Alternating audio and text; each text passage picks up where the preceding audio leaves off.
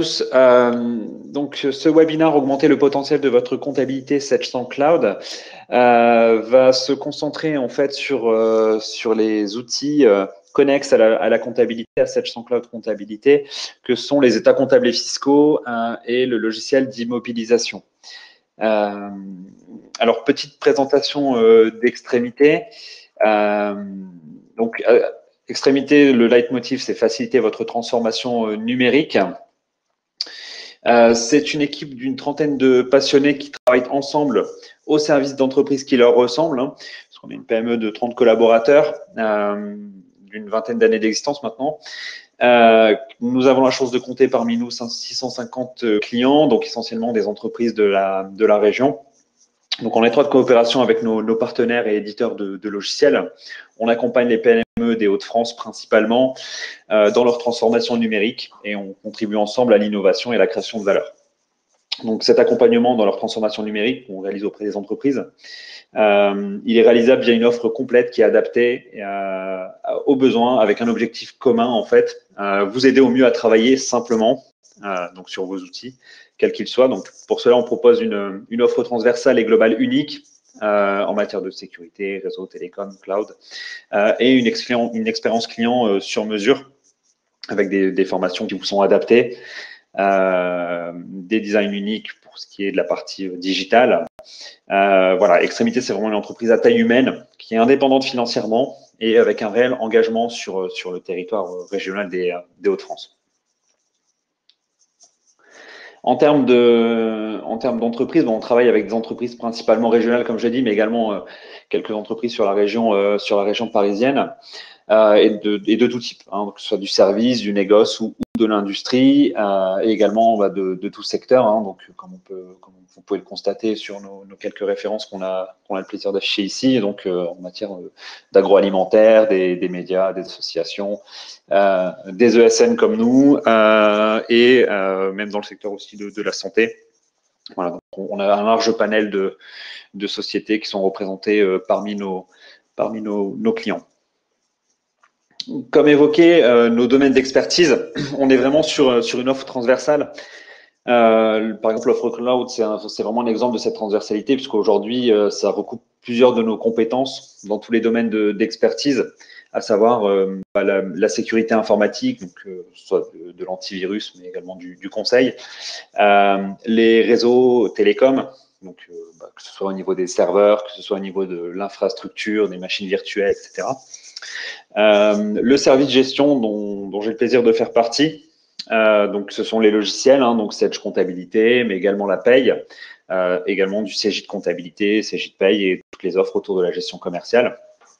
Le service développement donc, qui fait partie également des solutions applicatives, qui lui propose des logiciels spécifiques adaptés à votre activité, mais également des modules complémentaires à la gestion commerciale qui n'auraient pas été développés, enfin la gestion commerciale, au logiciel du service gestion qui n'aurait pas été développé par les éditeurs. On est en mesure de complètement personnaliser notre offre en fonction du besoin qui se fait sentir chez nos clients. Et également, au niveau de nos centres d'expertise, nous avons la partie digitale, donc les sites e-commerce, sites institutionnels, et tout ce qui est autour du web. Aujourd'hui, donc, on va s'axer et on va vraiment essayer de vous montrer comment augmenter le potentiel de votre comptabilité Sage. Alors, bien sûr, les produits qu'on vous montre aujourd'hui, donc les immobilisations et les états comptables et fiscaux, sont également disponibles sans avoir de comptabilité Sage. Maintenant, c'est vrai que lorsqu'on a la comptabilité Sage, il s'agit de modules qui permettent vraiment d'augmenter son potentiel. Donc, pour rappel, Sage Cloud Comptabilité, pour ceux qui ne l'ont pas, c'est le logiciel de comptabilité à destination des PME, voilà, qui va de la tenue simple de votre comptabilité générale et auxiliaire à la gestion de comptabilité analytique et budgétaire. Voilà, donc Sage Cloud Comptabilité, c'est vraiment une solution qui est adaptée à l'ensemble de vos besoins en matière de comptabilité. Et on a d'autres modules dont deux que je vais vous présenter aujourd'hui, qui vont vous permettre de gagner en productivité lorsqu'on utilise notamment la comptabilité Sage. Donc, parmi ces deux modules, on va avoir Sage Cloud Immobilisation, Donc, en quelques mots, ça permet de suivre vos biens et de calculer automatiquement les dotations aux amortissements. Maintenant, on verra dans quelle mesure ça vous permet vraiment de gagner du temps et en efficacité. Ce qu'il faut retenir de cette SaintCloud Immobilisation en lien avec cette comptabilité, c'est qu'on est vraiment sur une base de données unique pour la comptabilité, les immobilisations, mais également pour d'autres modules comme par exemple les moyens de paiement ou la gestion commerciale.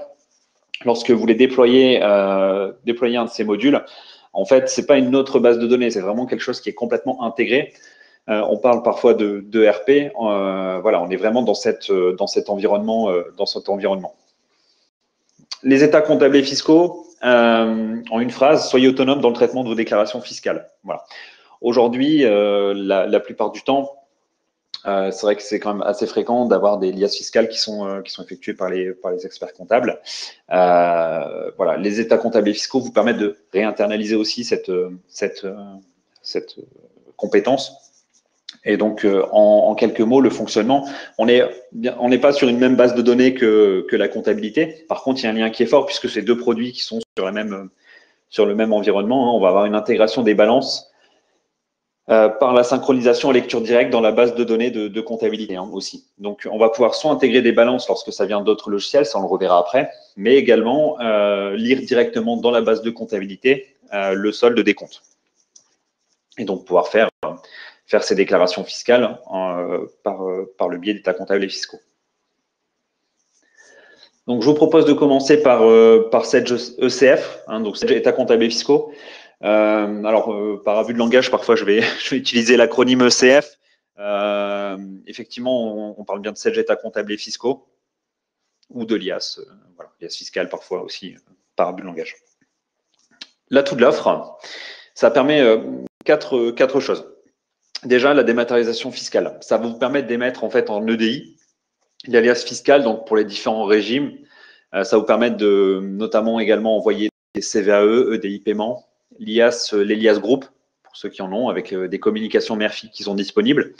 Il y a également d'autres éléments qu'on verra par la suite. Ça permet également d'avoir une solution qui est en conformité légale. Alors, ce qu'il faut savoir, c'est que au niveau de l'offre, bien entendu, un axe fort chez Sage, c'est de toujours avoir des solutions qui sont en conformité avec la législation en vigueur. C'est quand même essentiel. Donc, voilà, il y a des mises à jour fiscales régulières qui sont assez faciles à en prendre en main et qui permettent une transmission également sécurisée EDI TDFC, EDI paiement et EDI requête via en fait le portail Sage EDI. Alors, ce qu'il faut savoir, c'est que il y a quelques portails uniquement qui sont agréés EDI et Sage en fait partie. Donc ça fait vraiment aussi partie intégrante de la notion de sécurisation en ce qui concerne les liasses fiscales. Les états comptables et fiscaux, c'est pas uniquement les liasses fiscales. Bien sûr, ça permet également d'avoir un outil complet pour la communication et la présentation des comptes par le biais de la gestion des plaquettes comptables, en fait. Voilà, avec la possibilité également d'intégrer un détail des comptes, d'afficher un bilan compte de résultats, un SIG, des comparatifs pluriannuels, de présenter les règles et méthodes comptables. Enfin voilà, on va vraiment avoir tout un panel d'états complémentaires qui vont s'appuyer sur la déclaration et sur la liasse fiscale. La gestion des situations intermédiaires, c'est une des autres possibilités de l'outil. Le calcul des liasses, il est fait en temps réel, donc dès lors qu'on intègre une balance, le calcul de la liasse se génère. Et donc, on a la possibilité également de faire des situations intermédiaires en fonction de la balance qu'on récupère, ce qui permet effectivement de générer un bilan compte de résultat avec une situation intermédiaire. Donc là, on parle plutôt pour la partie plaquette que pour la partie liasse. Ce qu'il faut savoir, c'est que du coup, en état comptable et fiscaux, je dis bien, on a deux aspects. On a toute la partie déclarative fiscale et le deuxième aspect, c'est toute la partie gestion de plaquettes qu'on verra bien sûr ensemble.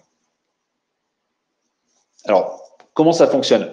Comment générer sa liasse fiscale? Quel est le principe d'utilisation de Sage états comptables et fiscaux?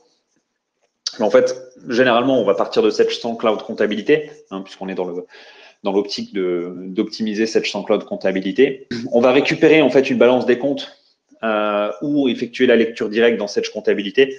Donc là, bon, je ne rentre pas dans le détail technique, mais ça dépend un peu de la technologie qu'on a en face. On va récupérer donc cette balance des comptes qui va venir s'injecter dans Sage états comptables et fiscaux.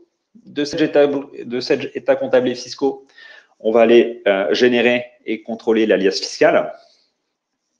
Une fois que cette alias fiscale est contrôlée, on va, en cas d'écart, on va pouvoir aller personnaliser des rubriques. On va pouvoir aller saisir aussi des feuillets, puisque bien sûr, dans l'alias fiscal, tout ne vient pas directement et uniquement de la balance des comptes. Il y a également des feuillets qui sont saisissables. On pense au détail des provisions, par exemple, ce genre de choses. Et ensuite, on envoie par la transmission EDI directement aux finances publiques. Alors, ça transite, l'envoi de l'EDI transite via Sage Direct. Donc, ceux qui utilisent déjà Sage Comptabilité avec les moyens de paiement, c'est un outil que vous connaissez bien puisque c'est également l'outil qui permet de faire les communications bancaires.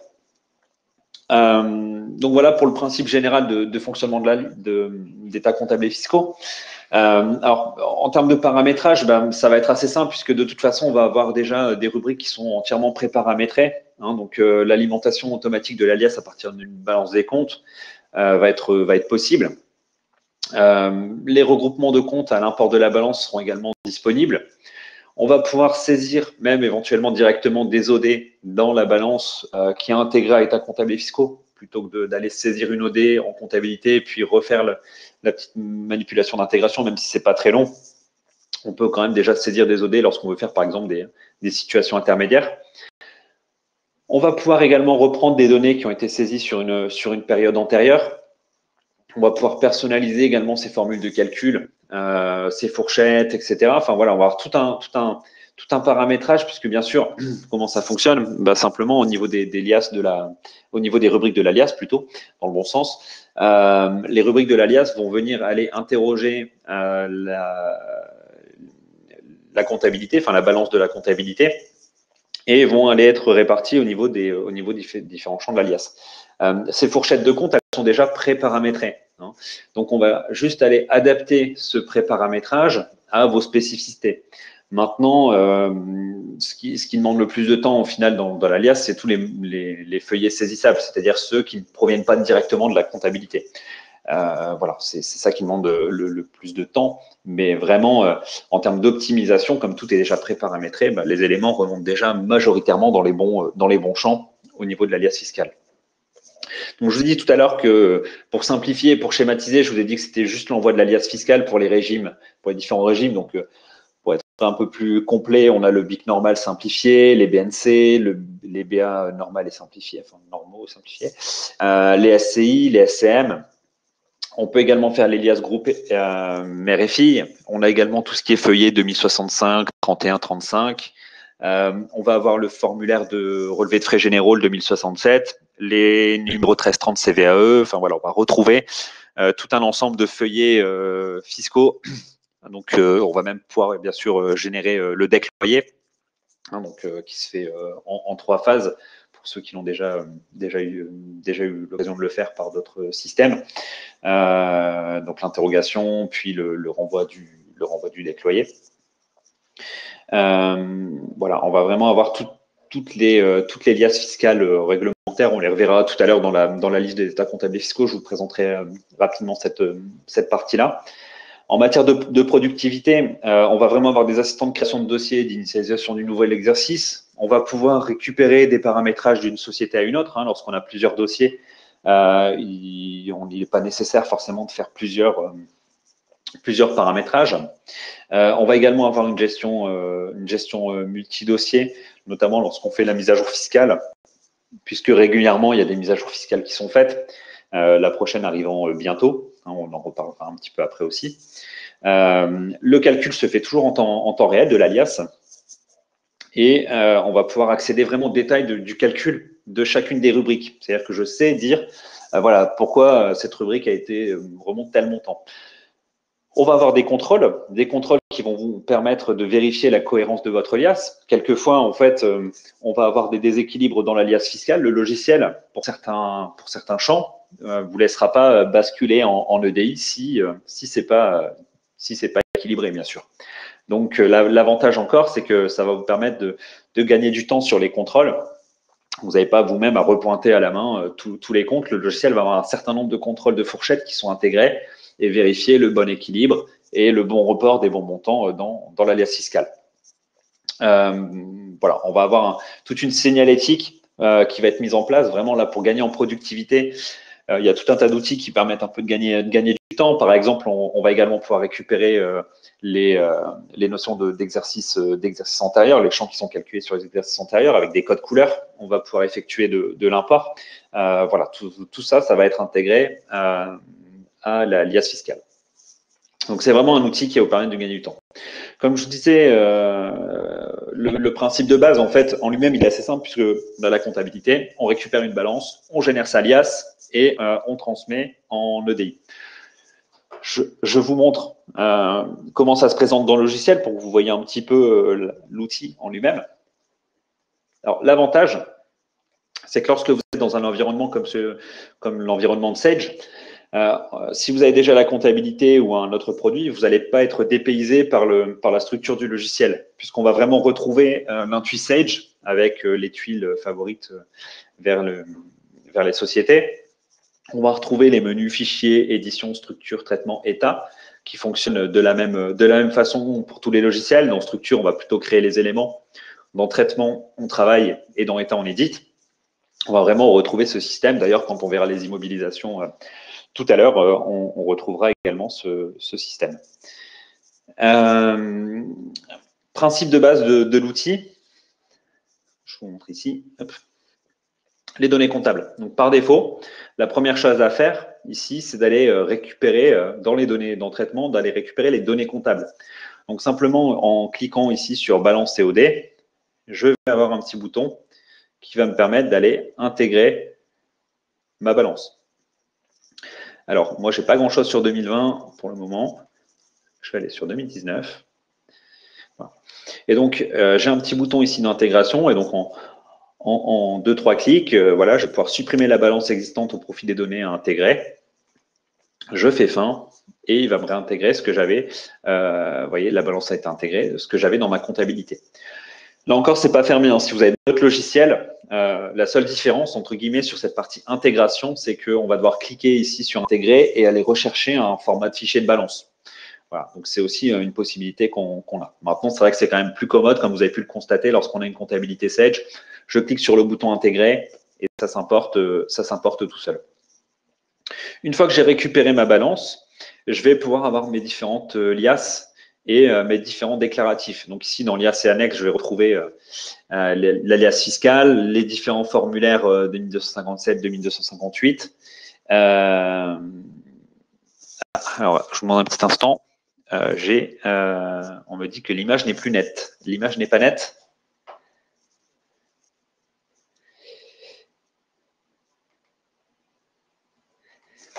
Ok.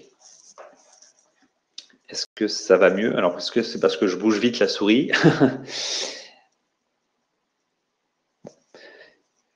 J'ai pas de retour. Est-ce que tout le monde voit bien? C'est pas très net au niveau des écritures. Ok. Alors, est-ce que je peux faire autrement?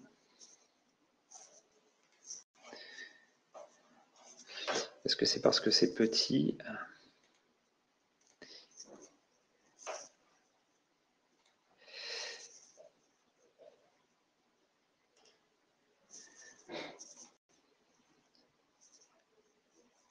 C'est flou, me dit-on.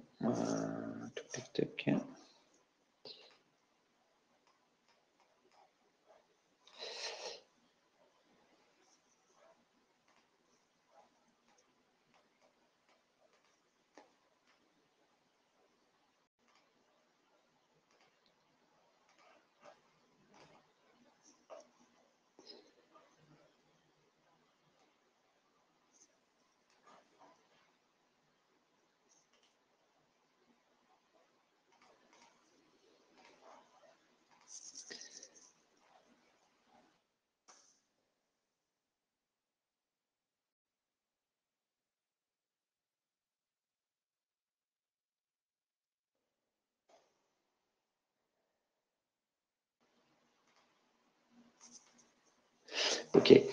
J'ai essayé d'agrandir un petit peu. J'espère que ce sera mieux pour la présentation.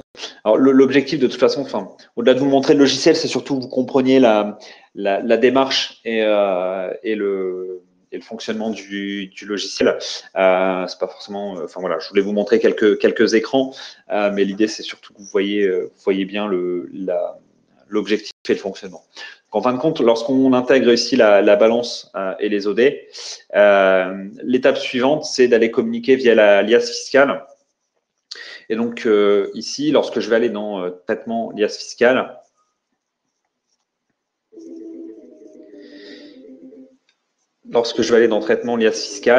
je vais avoir la possibilité, donc là, comme je suis en train de le faire, de générer l'alias fiscal.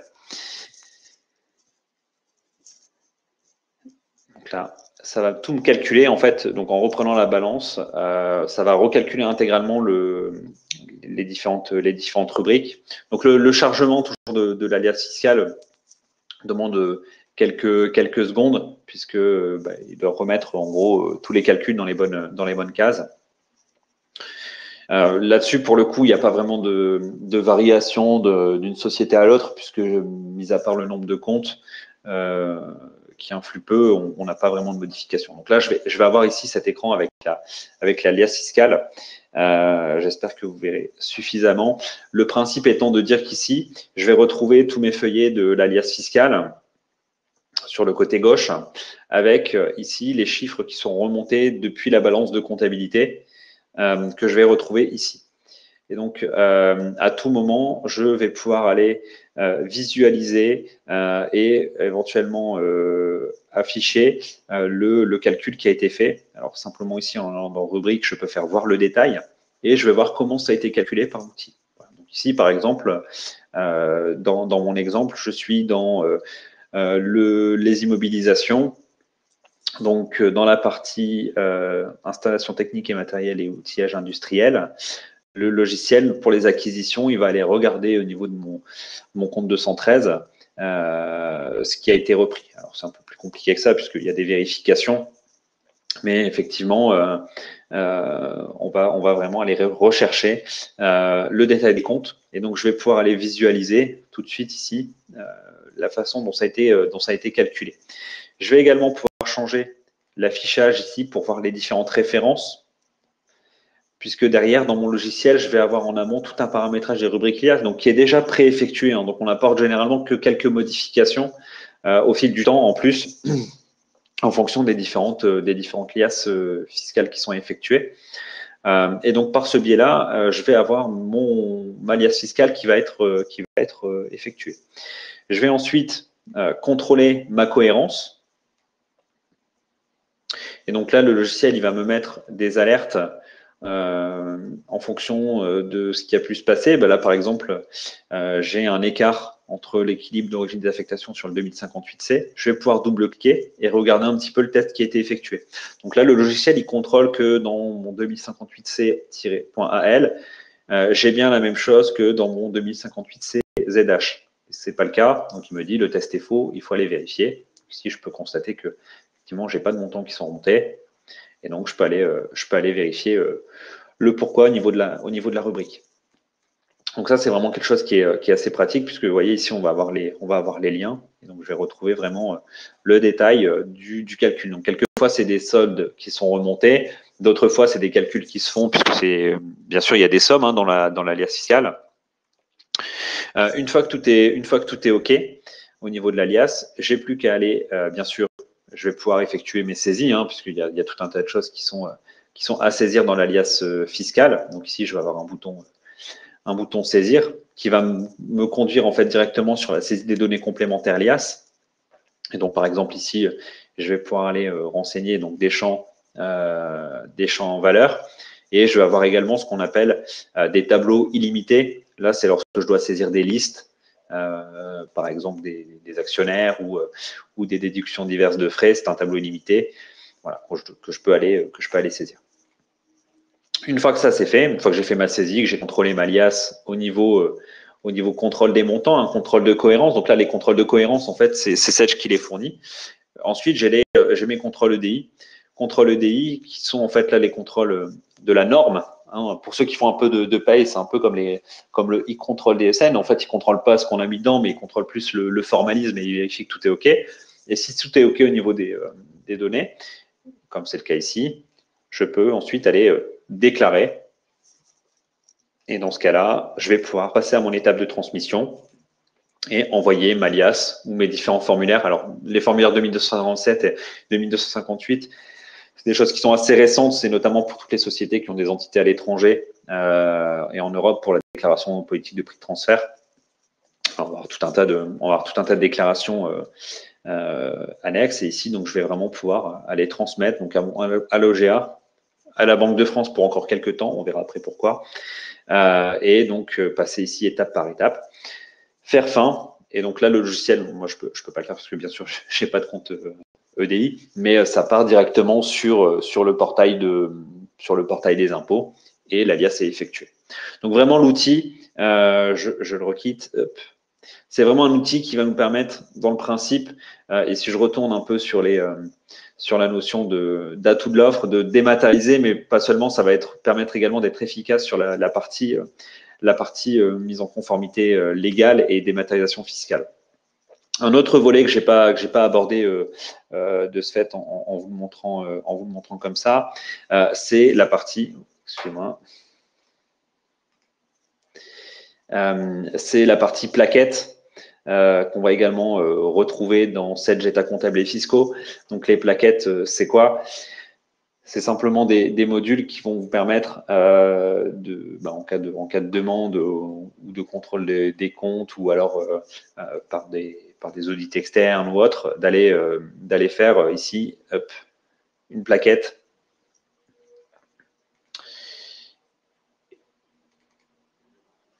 Je vais vous montrer une plaquette BIC normale, voilà, avec des pages de garde, voilà, vraiment une présentation des comptes annuels sous d'autres formats, donc avec ici le bilan actif, le bilan passif, pour un exemple, avec la capacité d'autofinancement, enfin des agrégats un peu comptables qui ne sont pas obligatoirement présentés dans le cadre de l'alias fiscale, mais qui peuvent vous être demandés par d'autres organismes, par exemple les banques ou en cas de demande de prêt ou ce genre de choses.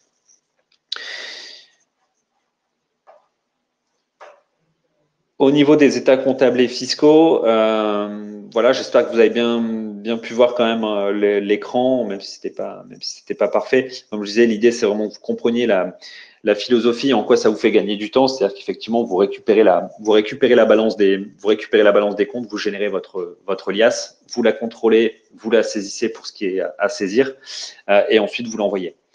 Bien sûr, ici.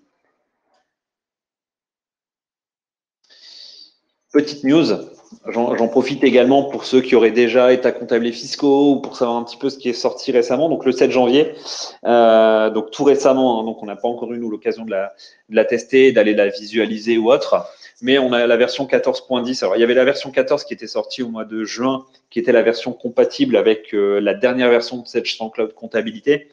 Là encore, on a des rétrocompatibilités hein, sur les versions jusqu'à un certain point. Donc la version 14 qui est la version compatible avec les V7. Et donc là, on a depuis le 7 janvier, donc là c'est tout frais, hein, c'est la semaine dernière, sortie de la version 14.10 qui sera la version obligatoire dans le cadre de la campagne fiscale 2021. Puisque pour ceux qui l'utilisent déjà, cette état comptable et fiscaux, c'est tous les ans, forcément, on a la mise à jour fiscale avec les nouveautés. En 2-3 mots, ce qu'on va voir comme grosse évolution cette année, c'est une évolution au niveau de la télédéclaration du feuillet RCM, donc pour revenus des capitaux mobiliers. Il y a des évolutions légales qui vont porter alors, sur des choses assez techniques, notamment au niveau déclaratif. Voilà, il y a pas mal de petits changements au niveau des feuillets sur les RCM. Arrêt de la télétransmission des liasses vers la Banque de France. Donc, à compter de 2021, la Banque de France va collecter directement les liasses auprès de la DGFiP. Donc, lors de la génération des TDFC, il sera plus proposé de télétransmettre l'alias à la Banque de France. C'est la Banque de France qui ira directement auprès du portail pour aller récupérer ces éléments. Parce qu'aujourd'hui, en fait, on avait 2 éléments dans le transfert. En gros, le transfert, vous ne le faisiez qu'une seule fois, mais il y avait la Banque de France qui recevait un des morceaux et il fallait vérifier que ce soit bien reçu. Ça, on n'aura plus. Voilà pour la nouveauté sur l'arrêt de la télétransmission des liasses vers la Banque de France. Et on va avoir un nouvel accès facilité au traitement de fin d'exercice, même si ça a bien été simplifié, les fins d'exercice dans Sage, d'une manière générale, depuis la mise en place de la loi antifraude. Voilà, on va avoir un nouveau groupe fin d'exercice qui va être proposé dans l'Intuit Sage, avec directement l'accès aux différents traitements de fin d'année. Voilà pour les quelques petites nouveautés. Alors la sortie d'alias fiscal, voilà, on va vous contacter dans tous les cas pour ceux qui ont les états comptables et fiscaux, puisque je vois que ça faisait objet d'une question. Mais effectivement, on fera une communication lorsque ça sortira. Généralement, ça sort au mois de février. On a la version compatible avec la mise à jour fiscale qui sort décembre-janvier, et souvent on a les millésimes au début février.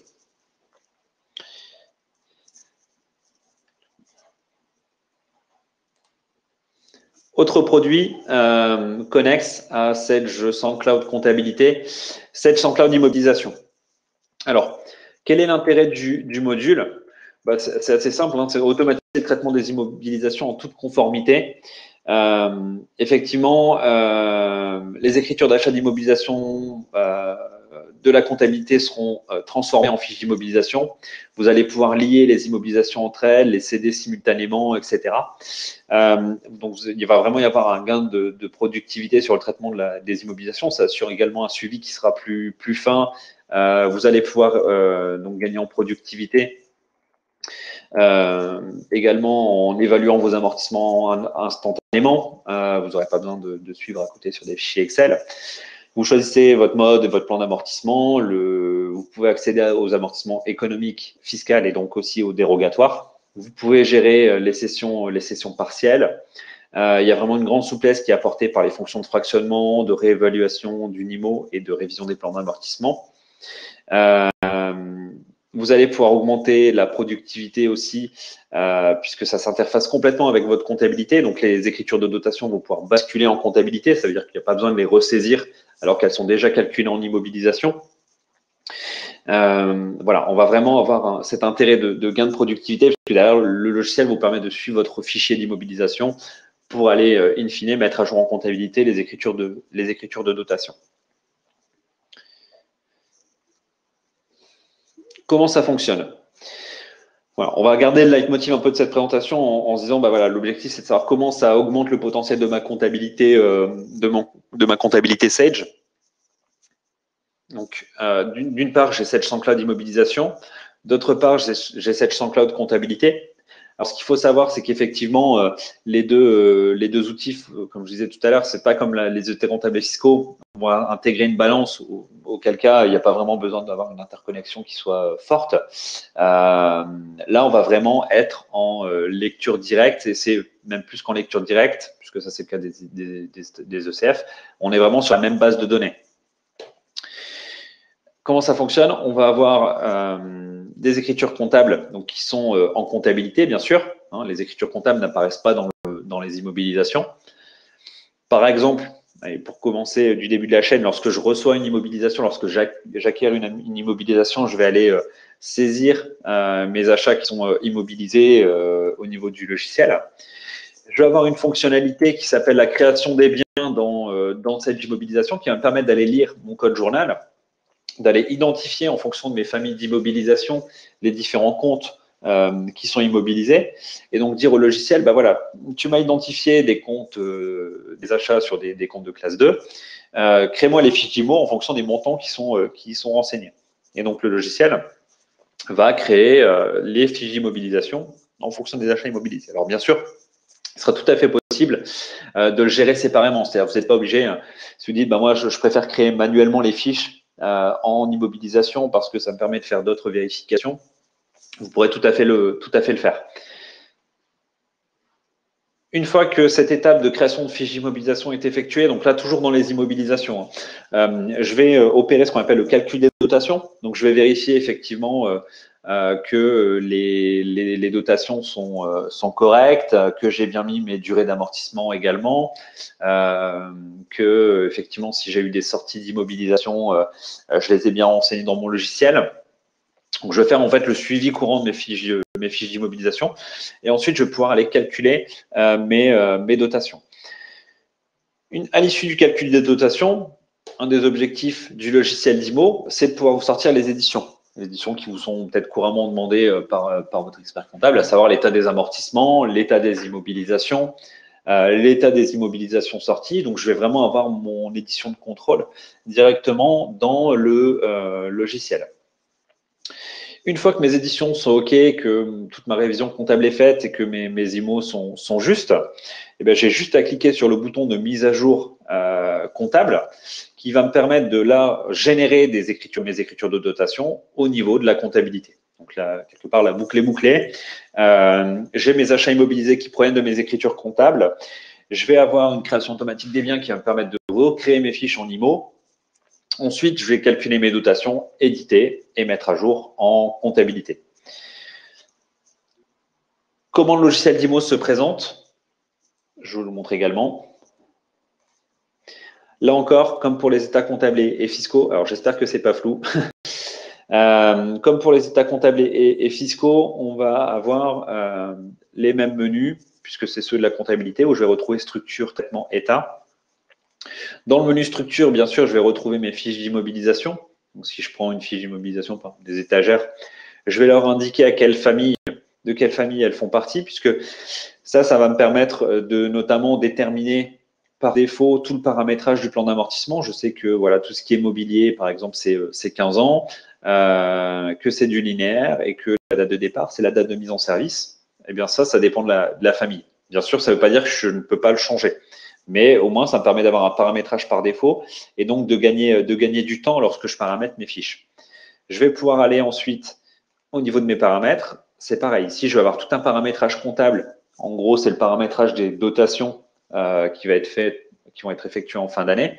Ce paramétrage des dotations, il est effectué par le biais des familles. Ce qui veut dire qu'on n'a pas besoin à chaque fois d'aller reparamétrer pour chaque IMO. Non, je vais créer mes codes famille et mes comptes vont venir se déverser automatiquement mes IMO vont venir se déverser automatiquement dans les bons comptes.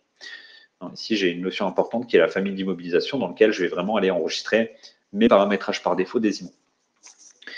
Donc ici, dans ma fiche immobilisation, je vais pouvoir renseigner, si je reviens sur la fiche d'identification, une valeur d'acquisition, un lieu, un code barre si nécessaire, ce qui permet éventuellement de faire un contrôle par inventaire.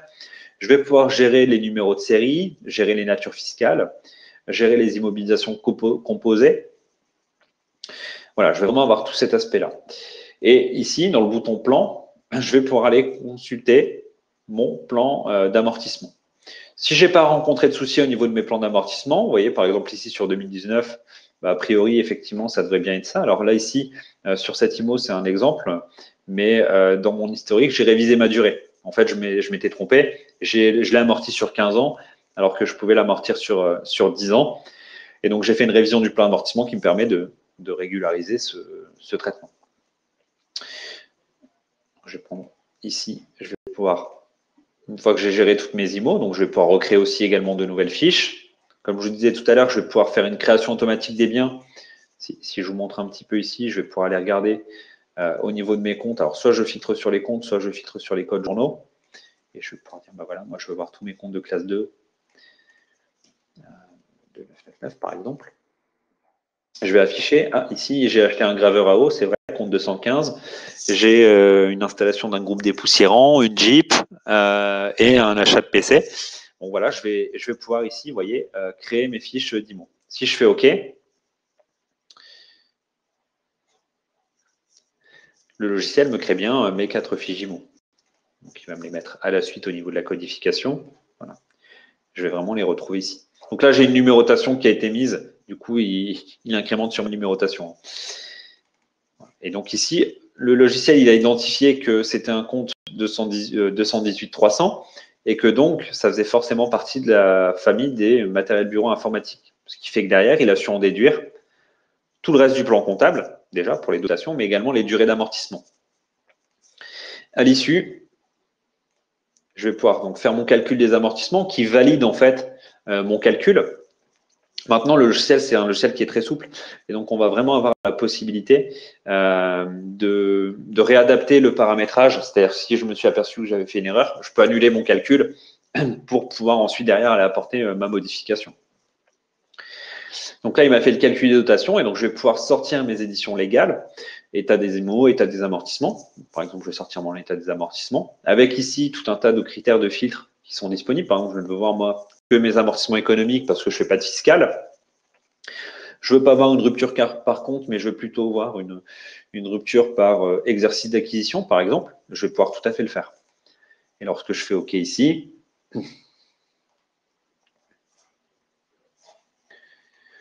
je retrouve ici un des états des dotations. Alors, il y en a 2 ou 3 qui sont proposés avec des formalismes un peu différents. Et donc ici, je vais vraiment pouvoir retrouver, vous voyez, par année d'acquisition, puisque c'est ce que j'ai demandé, mes dotations économiques de l'exercice. Et au-dessus, je retrouve mon détail, IMO par IMO. Une fois que j'ai fait mes différents états, donc ici c'est pareil, je vais retrouver différents états, type des états de sortie, état des IMO, état des acquisitions, etc.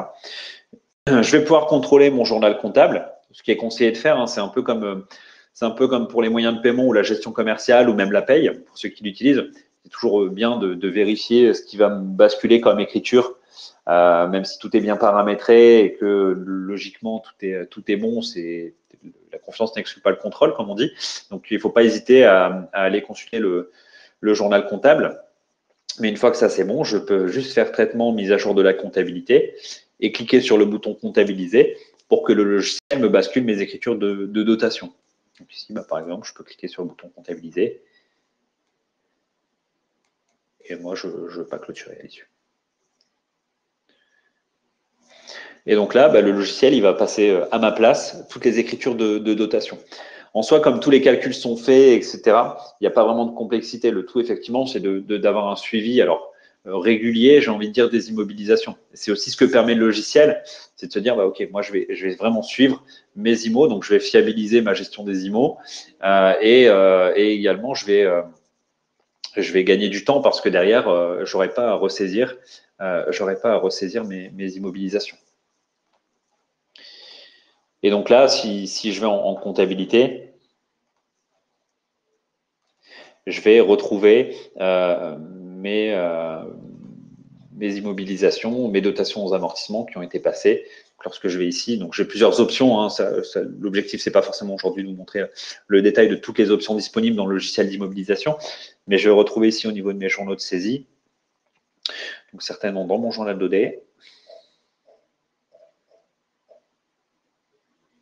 Alors, je suis en 2020, c'est en 2019. Hop. Je retrouve dans mon journal d'OD toutes mes dotations aux amortissements. Alors, moi, j'ai choisi de les faire en cumulé. Bon, c'est un choix. Hein. Voilà. Ici, j'ai du dérogatoire, donc c'est-à-dire qu'effectivement, j'avais quelques amortissements fiscaux qui sont passés. Et donc, le logiciel, lui, me passe mon écriture de dotation. Je peux bien entendu gérer tout ce qui est sortie, mise au rebut, vente. Voilà, le logiciel va vraiment être complet sur cette partie-là. On va vraiment avoir un logiciel qui est en conformité avec les besoins, qu'on peut avoir en matière d'immobilisation. Là encore, pour les immobilisations, quelques nouveautés. Alors, cette champ-là d'immobilisation, il va bénéficier en fait de toutes les fonctions communes en matière de nouveautés, toutes les fonctions communes celles sans cloud. Voilà, par exemple, on va avoir le nouveau mode d'authentification, l'augmentation des longueurs de certains champs, par exemple, le champ immobilisation lui-même va être rallongé. On va avoir la calculatrice intégrée qui permet de taper des calculs directement dans les cellules. Je vais avoir le copier-coller Excel. Enfin, voilà, toutes les nouveautés qui sont des nouveautés Sage Cloud, les immobilisations vont en bénéficier. Également, la nouveauté beaucoup plus spécifique, l'état des acquisitions. Donc ça, c'est un état qui va permettre d'avoir un nouvel état récap des acquisitions qui est entièrement personnalisable. Donc ça, on l'a depuis 1 ou 2 versions. Voilà, il est disponible à partir de état des acquisitions. Et donc, c'est un modèle qui permet de voir toutes les acquisitions d'acquisition de la période. Ça nous a été souvent demandé et donc ça fait objet des nouveautés des dernières versions. Voilà pour le logiciel Sedge Immobilisation. On l'a volontairement fait sur un format qui était assez court. Est-ce que vous avez des questions par rapport aux outils que j'ai pu vous présenter, des choses sur lesquelles vous souhaitez que je revienne? N'hésitez pas, vous pouvez passer par le chat comme évoqué.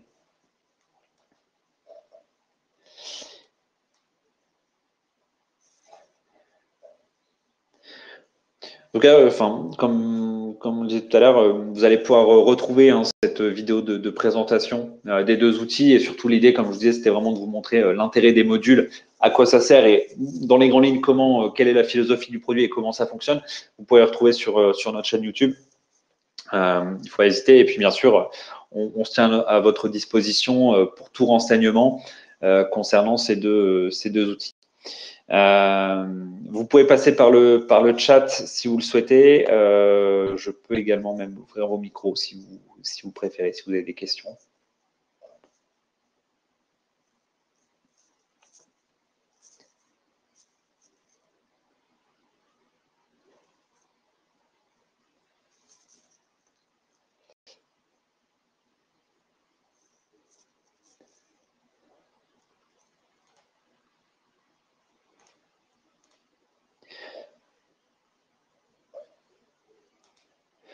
Alors, j'ai rouvert les micros.